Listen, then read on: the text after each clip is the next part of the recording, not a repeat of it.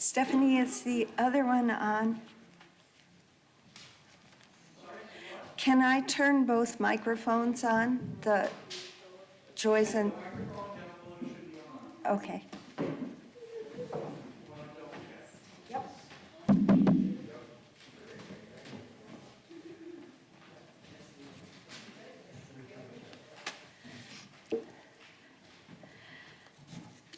Welcome to First Parish Unitarian Universalist, Northborough.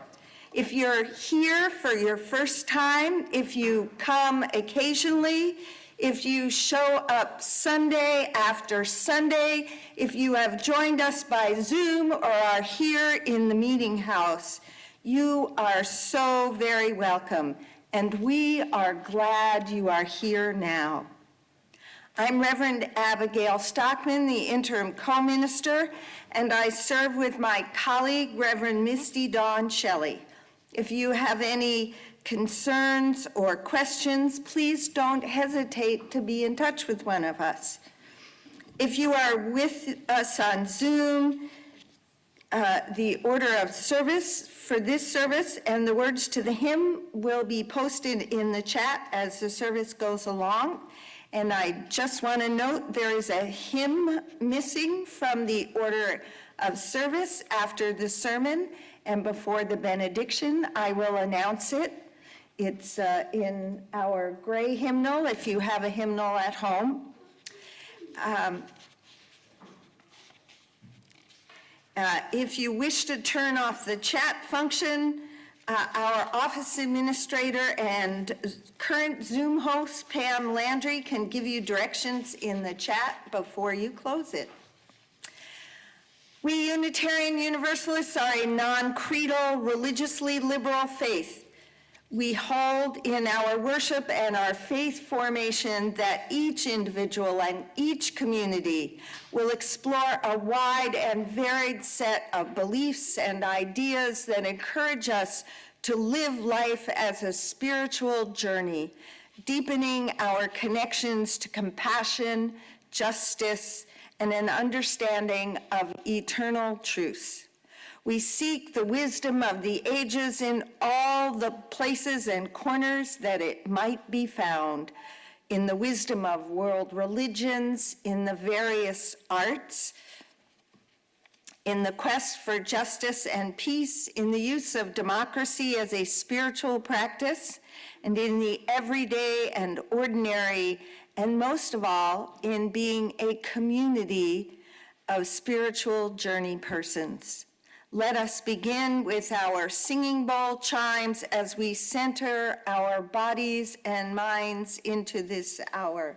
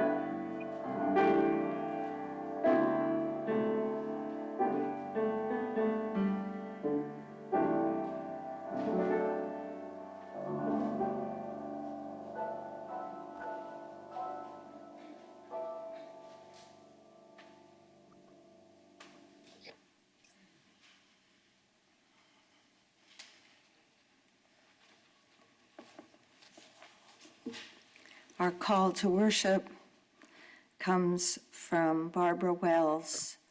O spinner, weaver of our lives, your loom is love. May we who are gathered here and on Zoom be empowered by that love to weave new patterns of truth and justice into a web of life that is strong, beautiful, and everlasting. Come, let us worship. Let us join together in saying our unison chalice lighting. It's number 453 in the hymnal, if you have it, and the words will be on the screen. Am I right? Yes. Oh, good. The words will be on the screen. And Jeff is kindly lighting our chalice for us this morning. May the light we now kindle inspire us to use our powers to heal and not to harm, to help and not to hinder, to bless and not to curse, to serve you, Spirit of life. And rise in spirit, body, as you are able, and let us give a rousing chorus of thanks with number 1010 in the turquoise hymnal.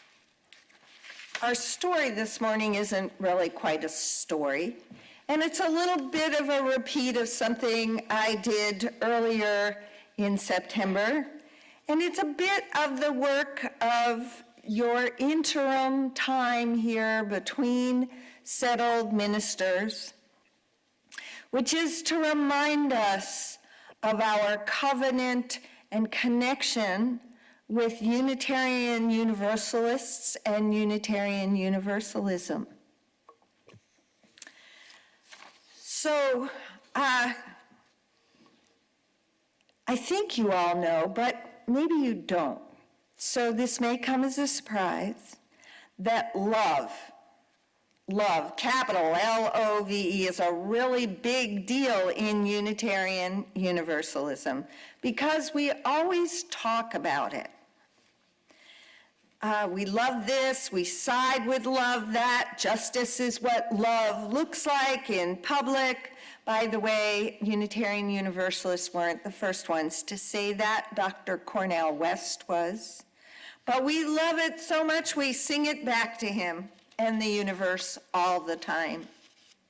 There was a scientist who asked all kinds of people, not just Unitarian Universalists, what they thought of love and how important it was for them.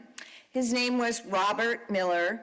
And it turns out that of all the groups he studied, whether religious or not, Unitarian Universalists rank love as a core value more so than other groups of people.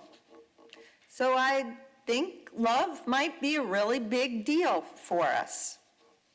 Another big deal for us is our principles. They're a big part of our covenant with each other, with other congregations, with other Unitarian Universalists, and within our congregations, and perhaps as we relate to the world around us. So for those of you who would like to, if you are here in the meeting house with a hymnal or at home with a hymnal, the opening of the gray hymnal, a few pages in, you will find the principles, the 7 principles listed. I will read them. The inherent worth and dignity of every person, justice, equity, and compassion in human relations, acceptance of one another, and encouragement to spiritual growth in our congregations. By the way, you can speak up. Go ahead. And those of you at home can speak right along with me if you'd like. Number 4, a free and responsible search for truth and meaning. Number 5, the right of conscience and use of the democratic process in our congregations and in society at large. Number 6, the goal of world community with peace, liberty, and justice for all. And number 7, respect for the interdependent web of all existence of which we are a part. So they're a big deal. You can find them in English and in Spanish and in Arabic. You can find them in language for younger humans, as well as these written for adult humans. And there is this cool principle wheel, which you probably won't be able to see, and I would pass around if we're all pretty sure that germs don't stick to paper. You can take a look at it, but the inherent worth and dignity is in the center. The 7th principle, the respect for the interdependent web, is around the outside, and the other 5 are the different colors around it. So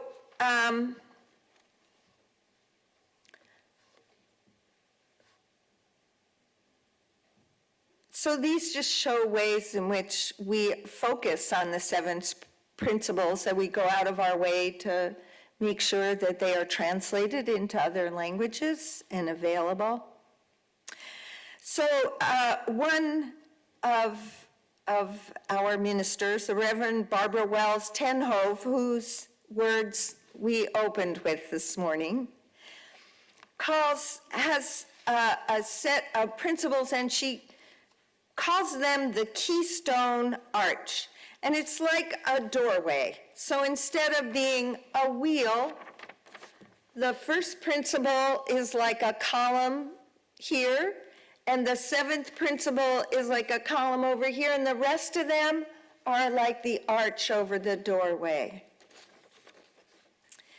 And it's a doorway through which we enter into what this faith calls us towards. It's kind of cool because the 4th principle, the free and responsible search for truth and meaning, is at the center, holding together the space for us to balance between each individual's inherent worth and the needs of the great community of which we are all a part. But do doorways and archways exist by themselves, just floating in the air? I'm building a house. It hasn't happened yet. There needs to be a structure around it. They're usually stabilized on ground and as part of a larger building. So maybe there's a principle that's missing.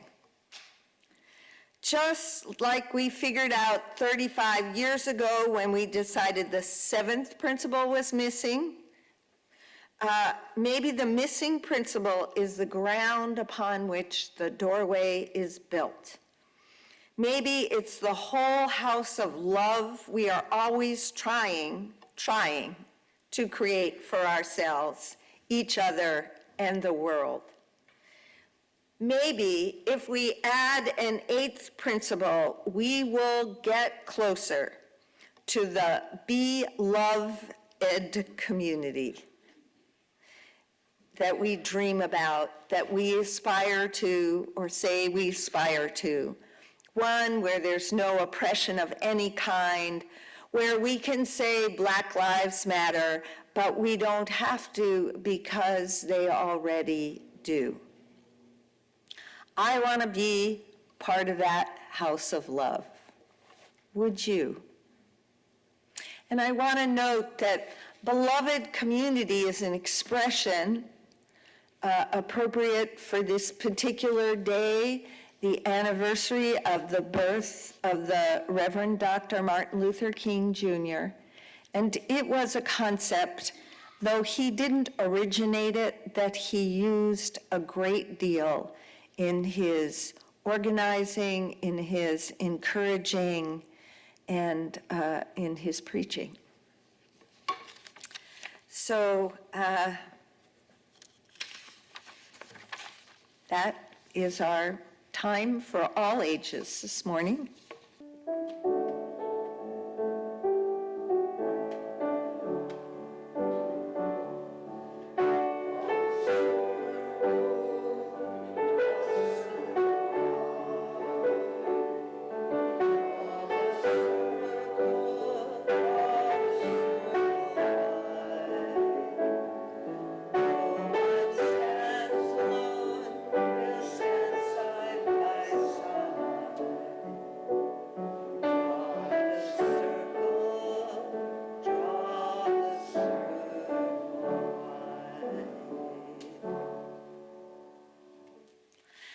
Let us continue in the spirit of prayer and deepening reflection.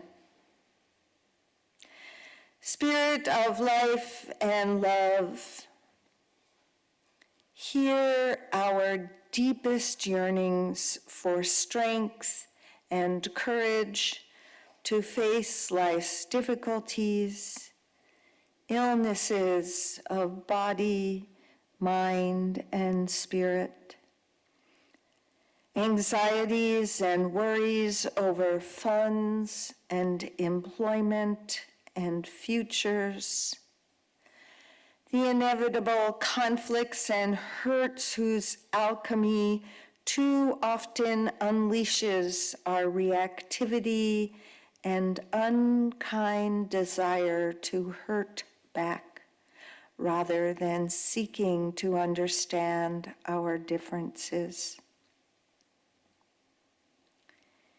Hear, Spirit of life and love, our deepest yearnings for strength and courage to celebrate being awestruck by life's gifts of joy, beauty, gratitude, and the support of community.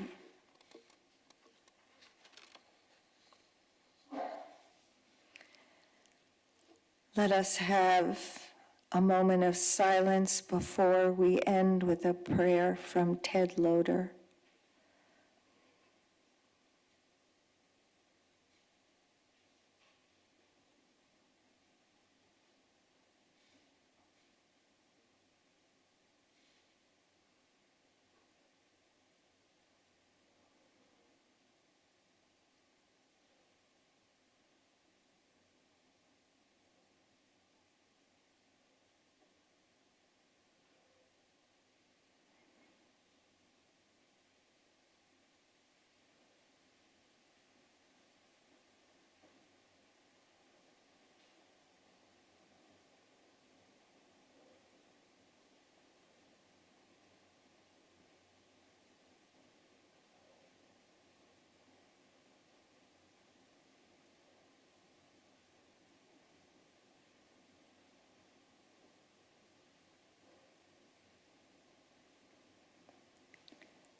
gentle us, Spirit of life, into an unclenched moment, a deep breath, a letting go of shriveling anxieties, of dead certainties, that softened by the silence, surrounded by the light, and open to the mystery, that we may be found by wholeness, upheld by the unfathomable, entranced by the simple, and filled with the joy that is you. Amen.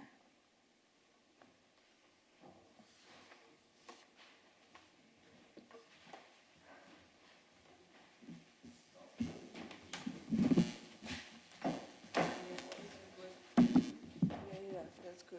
Yes, I think it's supposed to be here. Yes.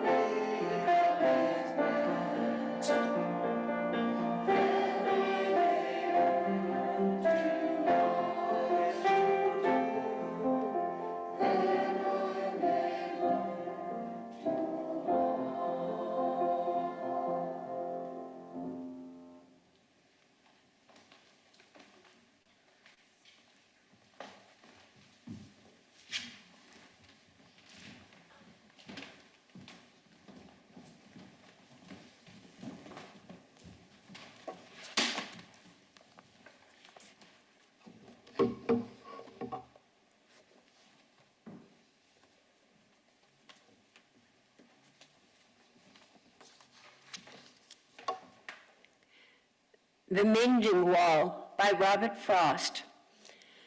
Something there is that doesn't love a wall, that sends the frozen groundswell under it and spills the upper boulders in the sun and makes gaps even two can pass abreast. The work of hunters is another thing.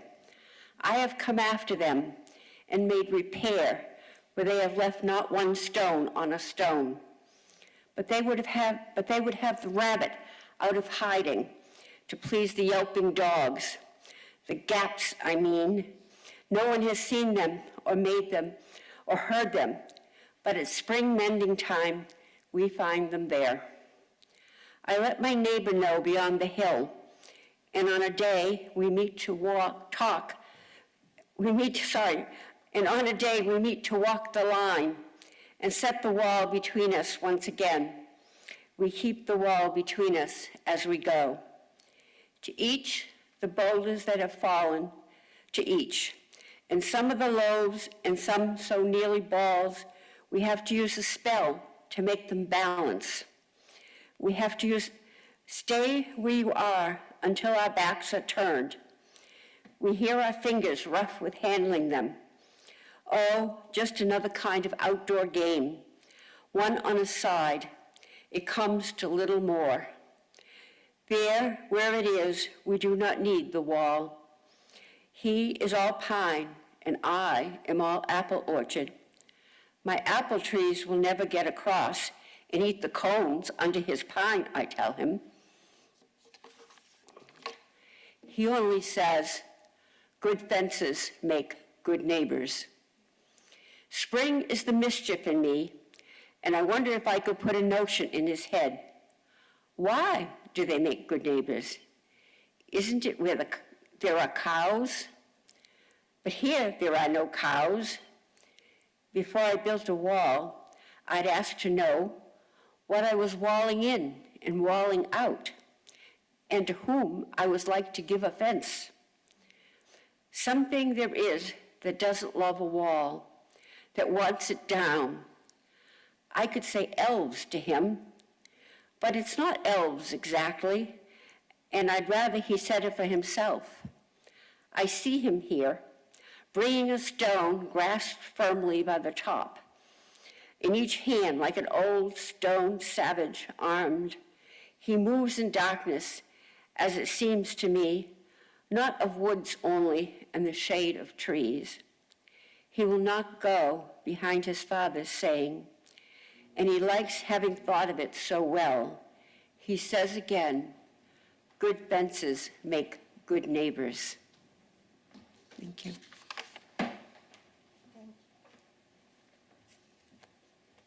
Thank you, Doris.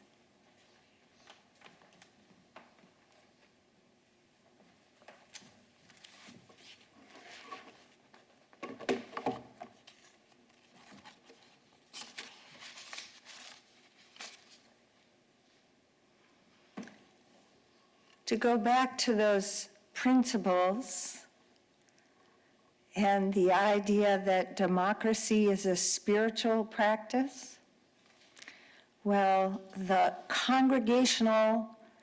religious congregational ancestors believed that if other people paid for their church, they would be beholden to other people's beliefs. And so it is virtually a sacrament of our congregational communities that we support our own community in various ways. We contribute through volunteering, through singing, through reading, through working as greeter, through creating coffee hour. And we also do it through our financial contributions for the things that we would like to have in our congregation. And it's actually yours. It's yours. I'm here as an interim. And additionally, in your generosity, you share the collection plate. So half of the plate for the month of January is going to Abby's house. Abby's House was founded in Worcester, Massachusetts in 1976 as a nonprofit organization to provide shelter and affordable housing, as well as advocacy and support services to homeless, battered and low-income women, and I think I'm going to rephrase that, that's from their promo, to women who find themselves without homes, who find themselves in domestic violence situations, and who are struggling to find income in the midst of all of that, and who may be with or without children. Over the years, Abby's House has helped more than 15,000 women and their children reclaim and rebuild their lives, empowering them to lead self-directed lives filled with dignity and hope. The offering for the work of this church and the work of Abby's House will now be collected.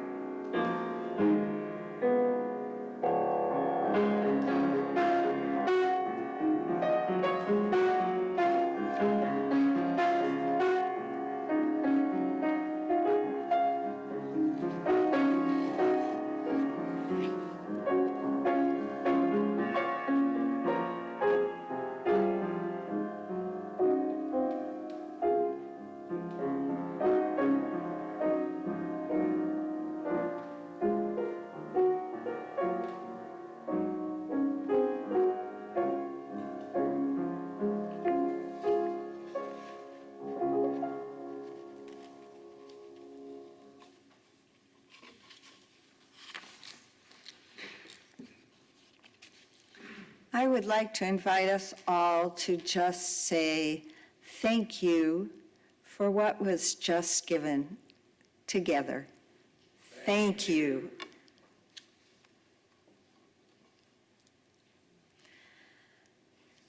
To love, but not to rescue. If we are, as that Time for All Ages said, a religion about capital L love, I think we have to look at the word love in all its facets, because in English, we just have that one word that we use in many ways. So my love of Jelly Bellies does not serve my overall health as I age. That might not be a good love to spend a lot of time with. That's what my doctor tells me.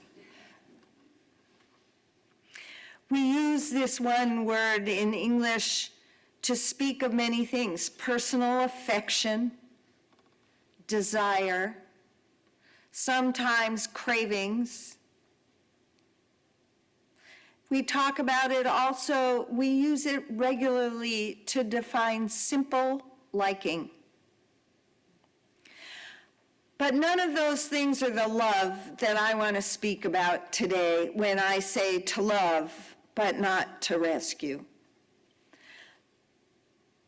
Though that phrase might apply in certain other personal relationships. But the love I speak of today is that fierce love. It's impersonal in a way. It's a deeper connection to an aspect of the interdependence of each living being, along with its inherent worth and dignity.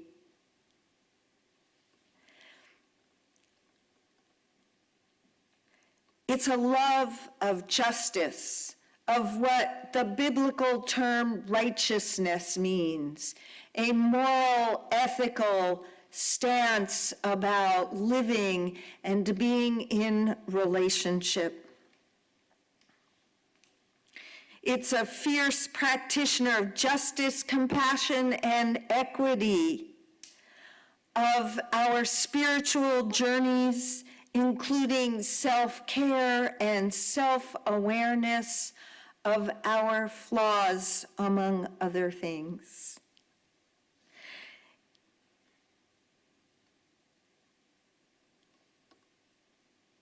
It's fierce. It's so fierce that people have devoted their lives to it. The Reverend Dr. Martin Luther King Jr. is one. Mahatma Gandhi was another. Mother Teresa was another. Dorothy Day, the early 20th century Catholic workers' movement leader, was another. We could go on and on and on. Individuals who, in the course of living, have found a deeper and larger love beyond just the individuals in their immediate sphere. And sometimes, if we tell the truth about all of those people's lives, the people in their most immediate sphere weren't always treated gently. But their fierce love for justice, for what is right and compassionate, for what builds spiritual strength and wholeness, was fierce. So often when we hear about those people, it's like them, and then there's us, right? A little more about that in a while. So that's the love I'm talking about this morning. Hold on to that. What is rescue? So I live in northern Vermont. I live between two very large and very deep lakes.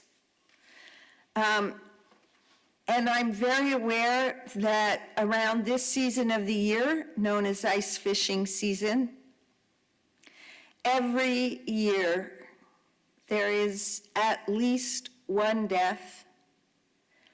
And usually that one death is multiplied and becomes a double death because someone falls through the ice and someone else wants to try and rescue them.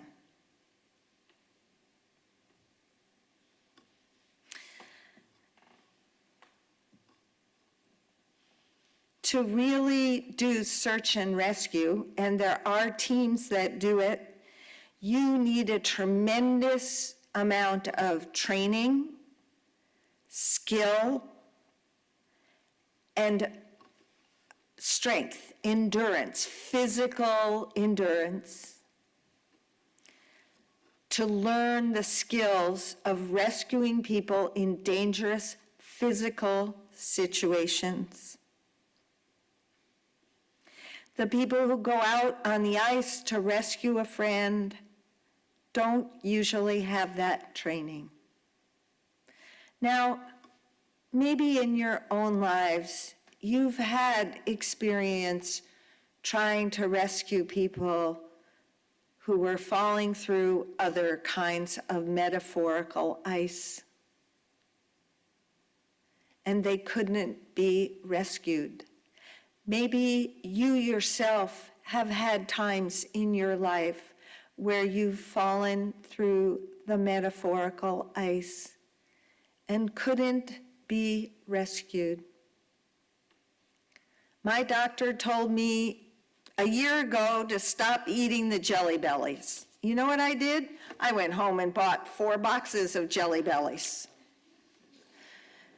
I mean, we're human and we tend to do those kinds of things that are certainly imperfect and not self-caring in the moment,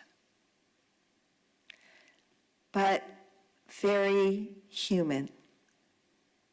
Now I'm getting better. I want to say that.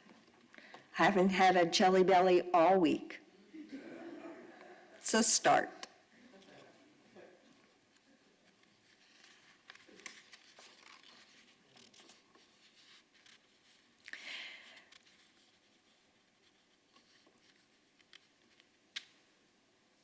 Untrained rescuers tend to cause more problems than they do help. And that's an important thing to remember. So I want to say one other thing about the word rescue. One of its synonyms in the thesaurus is this word you may have heard in churches or other religious settings before. It's salvation.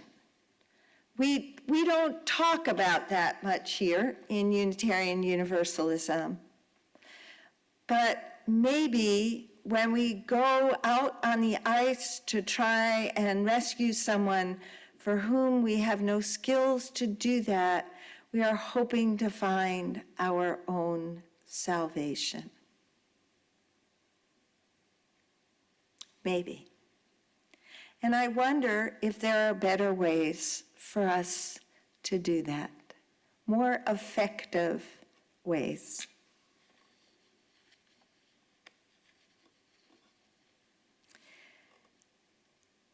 The Reverend Martin Luther King Jr., in his letter from Birmingham jail, his famous letter from Birmingham jail, often read on this Sunday in many church pulpits, and I am going to read you parts of it today.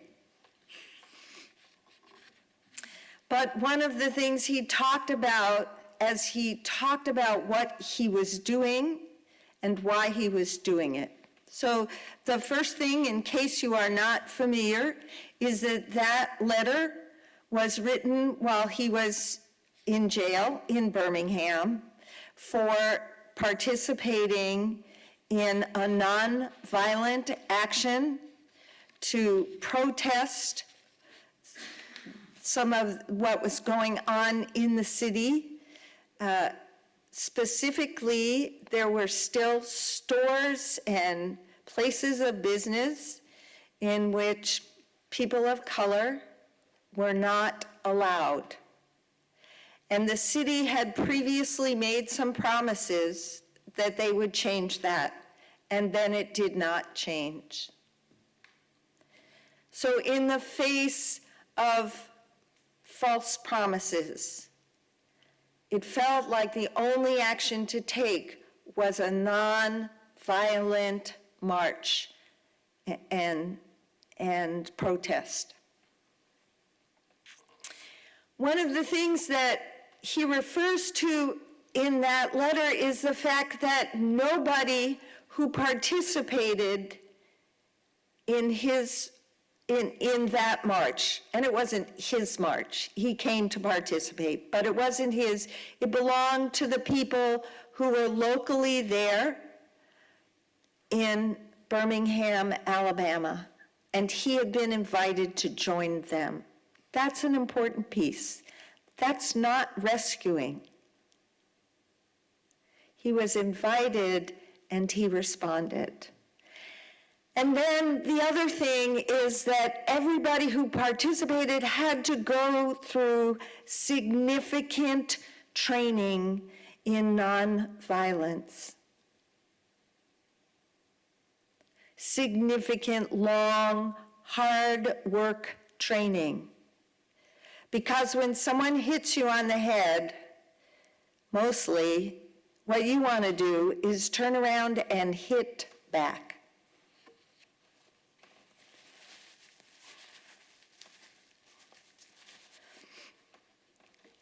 Mahatma Gandhi once said he didn't want anybody in his nonviolent protests and movement who didn't get angry and want to hit back, because it was learning to overcome that made it so powerful.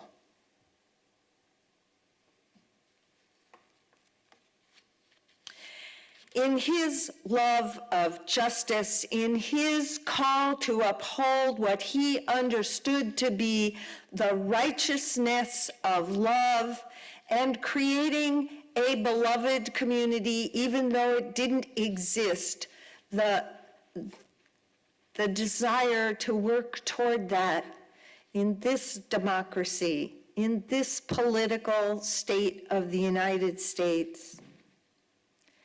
Reverend Dr. Martin Luther King didn't rescue anyone. He empowered them. He taught them the skills they needed to be successful. He encouraged them to step outside their comfort zone, to take risks. Now, his primary audience were African Americans and people of color.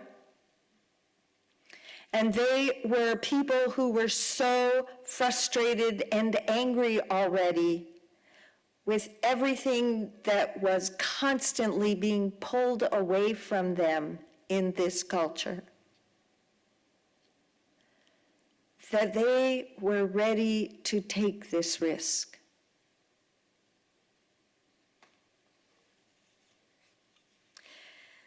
And there were some white people who joined in this movement. As Unitarian Universalists, we often uphold I did not write the names down in my brain. They have just suddenly fallen out of my brain. So, but we uphold those who actually died during. James Reeves and Violet Eluzzi. Thank you. And they too were required to do this training work.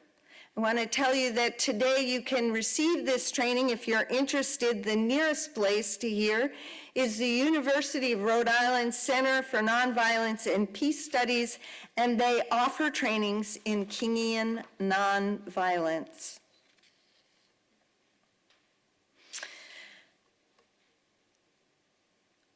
In his letter from Birmingham jail, where he is responding to several clergy who wrote to him asking if perhaps he might not slow down a little bit, that the march he had just participated in led to violence. Of course, they don't really say who started that violence and who was engaging in it. But there is this call from these clergy, local clergy in Birmingham, a rabbi and priests and ministers, for him to step back, to give it a little more time. And he identifies his frustration with what Dr. King called the white moderate. Here are two vital paragraphs from that letter. I must make two honest confessions to you, he writes to these clergy, my Christian and Jewish brothers. First, I confess that over the past few years, I have been gravely disappointed with the white moderate. I have almost reached the regrettable conclusion that the Negro's great stumbling block in his stride towards freedom is not the white citizen's counselor or the Ku Klux Klanner, but the white moderate who is more devoted to order than to justice, who is more devoted to order than to justice, who prefers a negative peace, which is the absence of tension, to a positive peace, which is the presence of justice, who constantly says, I agree with you in the goal you seek, but I cannot agree with your methods of direct action, who paternalistically believes he can set the timetable for another man's freedom, who lives by a mythical concept of time and who constantly advises the Negro to wait for a more convenient season. Shallow understanding from people of goodwill is more frustrating than absolute misunderstanding from people of ill will. Lukewarm acceptance is much more bewildering than outright rejection. He goes on to say, I had hoped that the white moderate would understand that law and order exist for the purpose of establishing justice, and that when they fail in this purpose, they become the dangerously structured dams that block the flow of social progress. I had hoped that the white moderate would understand that the present tension in the South is a necessary phase of the transition from an obvious negative peace in which the Negro passively accepted his unjust plight to a substantive and positive peace in which all men will respect the dignity and worth of human personality. Actually, we who engage in nonviolent direct action are not the creators of tension. We merely bring to the surface the hidden tension that is already alive. We bring it out in the open where it can be seen and dealt with like a boil that can never be cured so long as it is covered up, but must be opened with all its ugliness to the natural medicines of air and light. Injustice exposed with all the tension its exposure creates to the light of human conscience and the air of national opinion before it can be cured. That's a lot to take in.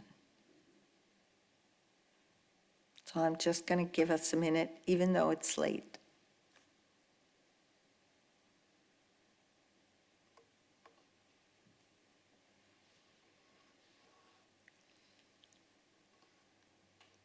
King's description of the white moderate describes the family in which I grew up. Maybe some of you can recognize it as well in that way. Maybe you'll recognize it in other ways. Though in fact my family were active members of the same, though neighboring faith community as the family of Andrew Goodman, who was one of the 3 white young men murdered in Mississippi in 1964. But in fact, that murder sent my own parents into even further white moderation as a self-protection, lest any of their children run off to the South to join this movement. I think of my family almost as a poster child for the white moderate. Even though our faith community was probably, other than the local Roman Catholic Church, the most integrated faith community in our New York City suburbs. Here we are 60 years later, and I am drawn to Reverend Dr. King's description of the white moderate. I wonder how we may have become, if we weren't already, moderate as citizens. Perhaps it is really the moderate portion that characterizes an attitude toward life and living that feels a little bit like a brick wall to find our way through. It signifies a resignation that nods to defeat in the as much in the personal and the spiritual and the inner struggles between doing what is right and just that we here in this room and on Zoom face in our lives, and allowing ourselves the languor in the benefits of our privileges.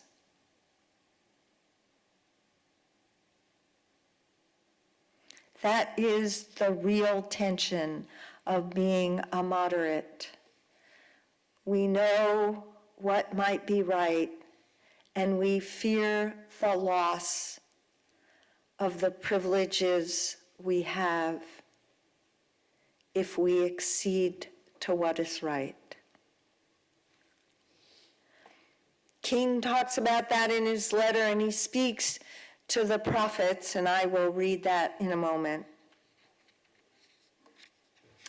One of the ways to kind of hold the tension between knowing what is right and not wanting to lose our privileges is to try and rescue others, be they individuals or groups or family members, to join us in our place of moderation.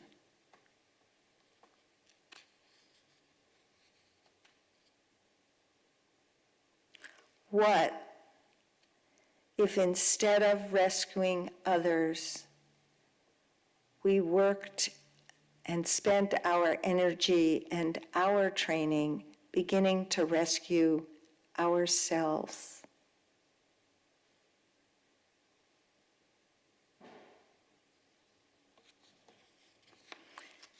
What kind of training do we need to build strength and courage to act from what is just and right?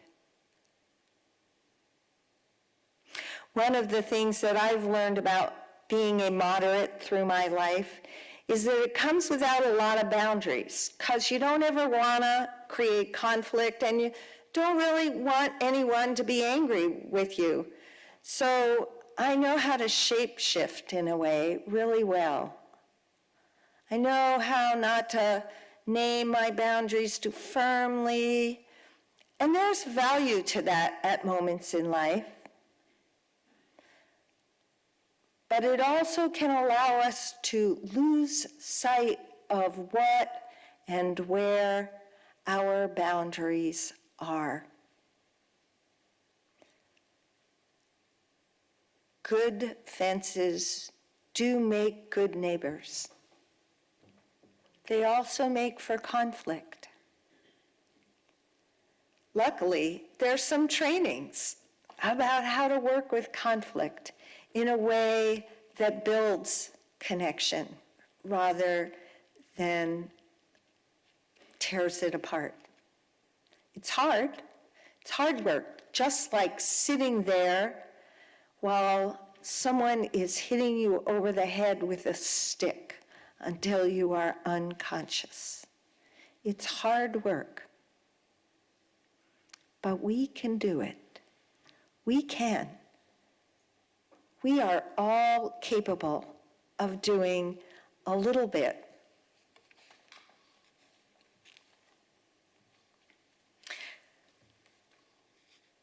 It's good to be intentional about our boundaries and to learn them by going deep inside and centering ourselves. And then, as Nancy Boudelier said yesterday, as she was talking about her father's response to a basketball game she came home from, and she said, "I didn't make any fouls." And her father said, "Well, I hope next time you'll make one."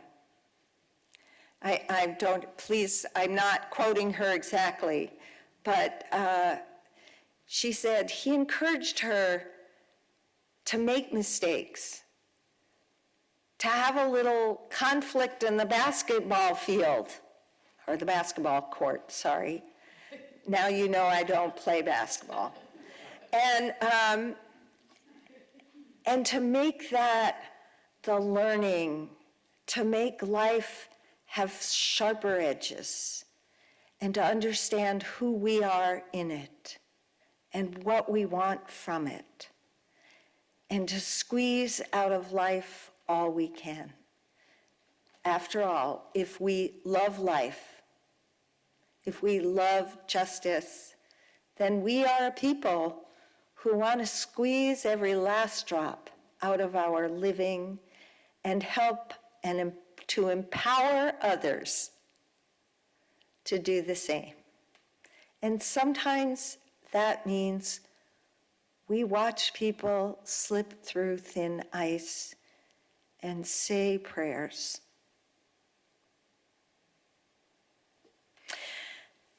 King ends with this, and then I promise you I'm done.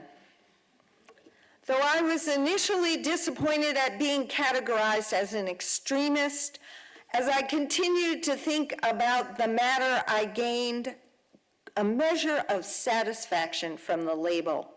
Was not Jesus an extremist for love? Love your enemies, bless them that curse you, do good to them that hate you, and pray for them which despitefully use you and persecute you. Was not Amos an extremist for justice? Let justice roll down like waters and righteousness like an ever-flowing stream. Was not Paul an extremist for the Christian gospel? I bear in my body the marks of the Lord Jesus. Was not Martin Luther an extremist? Here I stand, I cannot do otherwise, so help me God. And John Bunyan, I will stay in jail till the end of my days before I make a butchery of my conscience. And Abraham Lincoln, this nation cannot survive half slave and half free. And Thomas Jefferson, we hold these truths to be self-evident, that all men are created equal. So the question is not whether we will be extremists, but what kind of extremists will we be? Will we be extremists for hate or for love? Will we be extremists for the preservation of injustice or the extension of justice?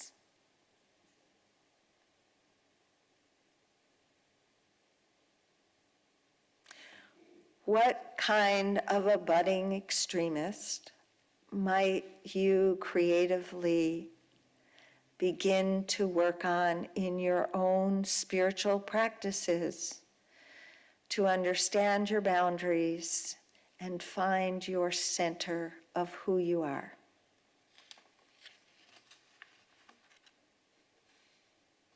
Amen.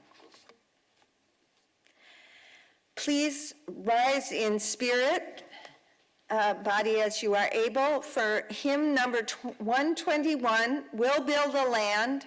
It's not in the order of service, but it is what we're going to do, and then we'll have the benediction and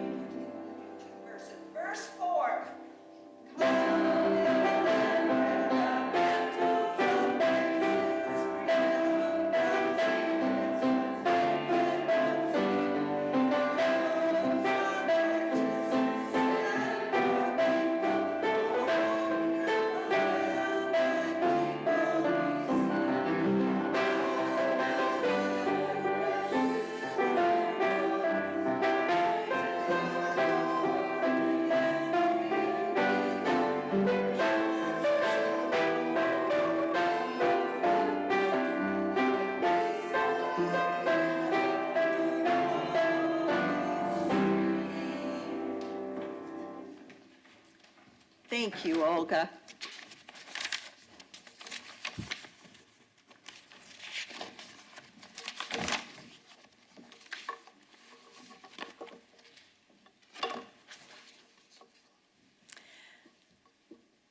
The words of Darcy Roque, "There is too much hardship in this world to not find joy every day.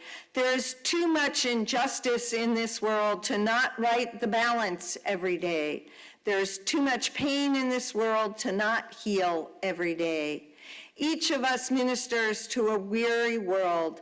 Let us go forth now and do that which calls us to make this world more loving, more compassionate, and more filled with the grace of divine presence and spirit of life every day. We extinguish our chalice, but not the spirit that we take with us." Amen.